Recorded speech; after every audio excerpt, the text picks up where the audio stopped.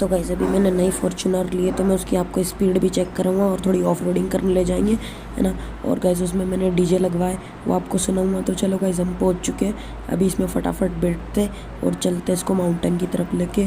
By the way guys, आप बताना DJ की आवाज़ कैसी है, अच्छी लगी हो तो गाइस वीडियो को लाइक कर देना, है ना। तो गाइस चलो माउंटेन तरफ चलते हैं फटाफट, है ना।